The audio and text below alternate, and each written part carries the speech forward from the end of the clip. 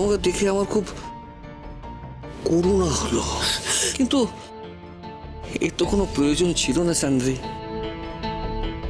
কোনো প্রয়োজন ছিল না। যদি প্রথম দিন থেকে তুমি তোমার জীবনটা এইভাবে গড়ে তুলতে, তাহলে আজকের দিনটা তোমাকে দেখতে হতো না।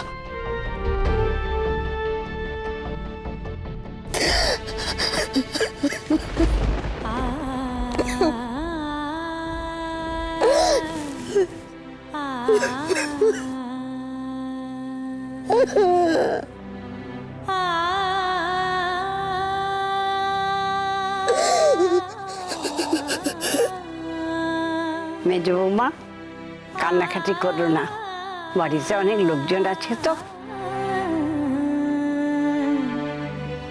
হ্যাঁ গো বৌমা, শুনেছি জেলে নাকি পোড়া রুটি টুটি খেতে দেয়, নাকি অনেক কাজ টাজ করিয়ে তবে খেতে দেয়।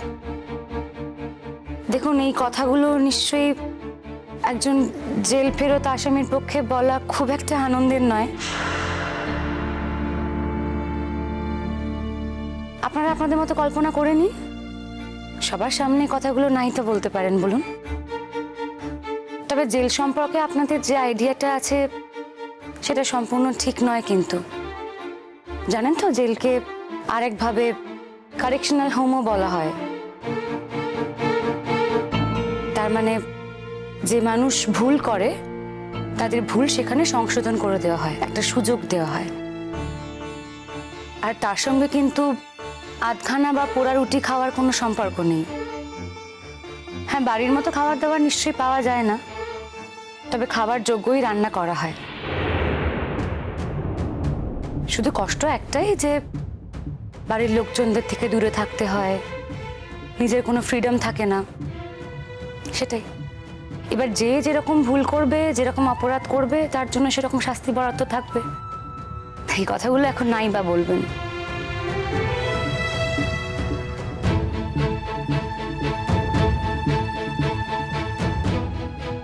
আমি কিন্তু আপনাকে আঘাত করার জন্য কোনো কথা বলিনি, যেটা সত্যি সেটাই বলেছি।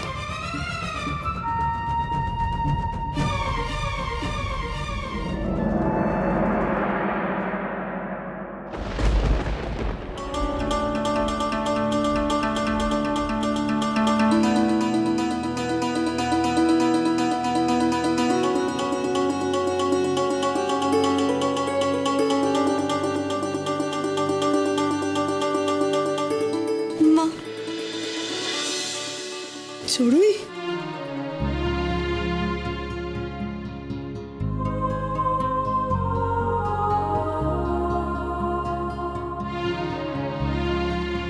ওর মেয়েটাকে কি সুন্দর লাগছে গো। আমি জানিস তো ওখানে বসেই শুনেছি তো তোর আর ঋষির বিয়ে। আমি খালি ভাবছিলাম যে আমার মেয়েটার বিয়ে আমি যেতে পারবো না। আমি বারবার এক কথা ভাবছিলাম, আমি ভাবতেই পারিনি আজকে আজকে তোকে আমি আমার মেয়েটাকে কোণে সেজে দেখতে পাচ্ছি। না না থাক, আমি না, আমি আমি তোর কাছে কাছে থাকবো না। কেন বলতো? আমি তো ভালো না, আমি তো ভালো না, আমি তো খারাপ। আমার প্রভাব তোর উপর পড়লে তুই না সুখী না যদি না হস, তোর যদি অমঙ্গল হয়, আমি তো মা হয়ে সেটা সহ্য করতে পারবো না। আমার চড়ুইয়ের অমঙ্গল আমি সহ্য করতে পারবো না। আমি তোকে দূর থেকে আশীর্বাদ করবো। আমার মেয়ে যাতে খুব ভালো থাকে, আমি দূর থেকে আশীর্বাদ করবো। আমি তোর কাছে যাবো না। হ্যাঁ, আমি যাবো না। তোমার মাথা খারাপ হয়ে গেছে? হ্যাঁ, মাথা খারাপ হয়ে গেছে তোমার? বাবা, যতই হোক তুমি তোমার মা। কিন্তু আমি তো খারাপ না। তুমি আমাকে গর্বে ধরেছো, কত কষ্ট করে জন্ম দিয়েছো বলো তো। তোমাকে অস্বীকার আমি করতে পারবো না কি করে? ও মা, দেখো দেখো না, আমি বদলে গেছি। ঋষির কারণে বদলেছি, কিন্তু বদলেছি তো। আমার বিশ্বাস, এই যে দেখো এত লোক আছে না বাড়িতে, তুমিও বদলে যাবে। বা হয়তো তুমি অলরেডি বদলে গেছো। এই যে এতদিন ওখানে ছিলে, তুমি তো বদলে গেছো। তুমি আর কারোর ক্ষতি করতে চাও না তো। শুনছো কেউ? আমার মা আর কারোর ক্ষতি করতে চায় না। আমি এইটুকু বিশ্বাস নিয়ে আমার নতুন জীবনে যেতে চাই মা। এই বিশ্বাসটা তুমি কোনোদিন নষ্ট করবে না তো? হ্যাঁ? না কোনোদিন না। না না না, আমি শুধু শুধু আমি চাই তুই ভালো থাক, আমার জরুরি যেন ভালো থাকে, আমি শুধু এটুকু চাই ব্যাস, ব্যাস, ব্যাস, ব্যাস।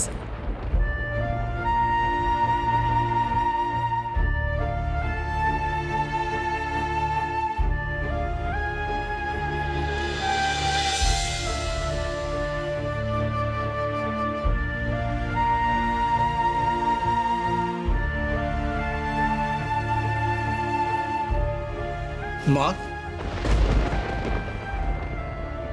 তান তান তোমার শরীর এত খারাপ হয়ে গেছে মা? আমরা তো কেউ তোমাকে দেখতে যেতেও পারিনি, পারমিশন পাইনি, জানো তো? আমি জানি তোরা যেতে পারতিস না। তোদের কি হয়ে গেল বল? এই বাড়ি ঘর, এই বাড়ির লোকগুলো সবাই তো আমার ছিল। আজকে দিনটা তো আমার জীবনের সবচেয়ে আনন্দের দিন।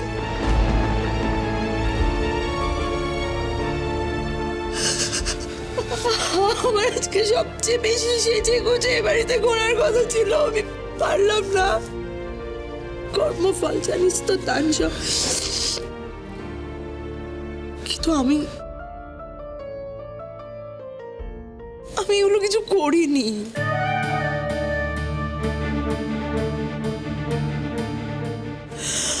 আমি এই অপরাধ করিনি, সব শিরূপা করেছে, আমি করিনি।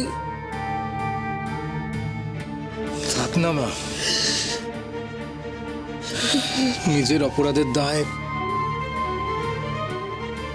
অন্য কাউকে, অন্য কারোর উপর চাপিও না।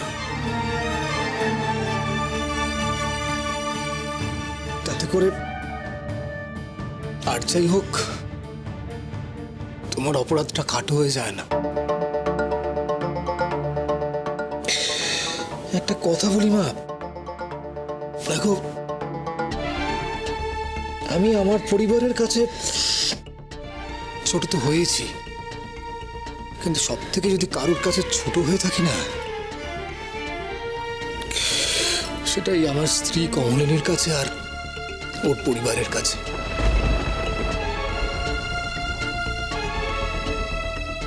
ওরা হয়তো মুখে কিছু বলে না, কিন্তু আমি না বুঝতে পারি, জানো তো? ওরা যখনই আমার দিকে তাকায় না, আমার খালি মনে হয় যে ওরা এটা ভাবে যে আমি একজন আসামের ছেলে, যার মা আমারই মতো একটি ছেলেকে মারতে চেষ্টা করেছিল। জীবনে কোনোদিন যেন তো এই গ্লানিটা শেষ হবে না। আমি তোমাকে একটা রিকোয়েস্ট করি মা, এই গ্লানির হাত থেকে তুমি আমায় রক্ষা করো মা। একমাত্র তুমি পারবে এটার থেকে রক্ষা করতে।